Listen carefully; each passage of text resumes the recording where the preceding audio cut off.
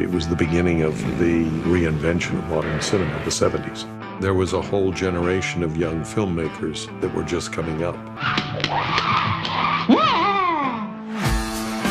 Bruce Lee was an innovator in his martial arts, in his filmmaking. He wanted to break down what was done before to find something better.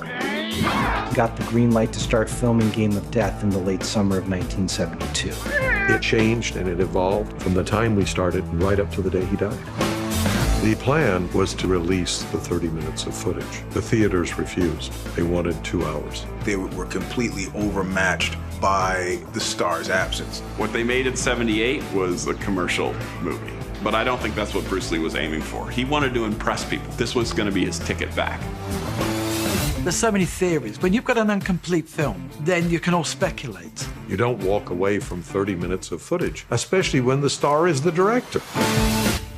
If he had lived, what would have Game of Death have been? Bruce Lee was born November 27th, 1940.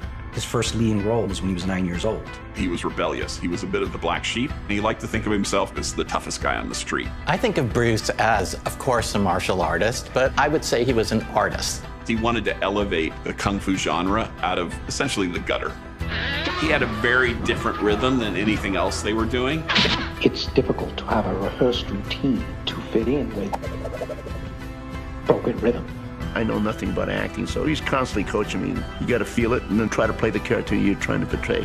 I'm not just looking at the aesthetics of the movement. I'm looking at his expressions. He's so balletic. It's like watching Baryshnikov. A motion picture is motion. Yeah.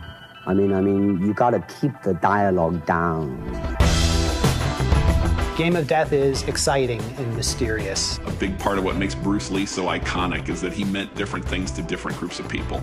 There was an inner conflict between the higher ideals of the wise kung fu sage versus the platform heel-wearing rock star that did cocaine. I advised to him, you better be careful with a woman. Too much oversex, he died.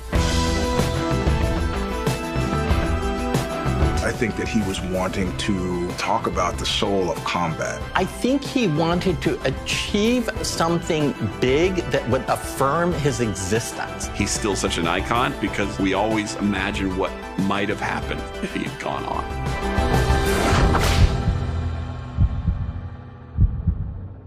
Can you break 5 or 6 pieces of wood with your hand or your foot? I'll probably break my hand and foot.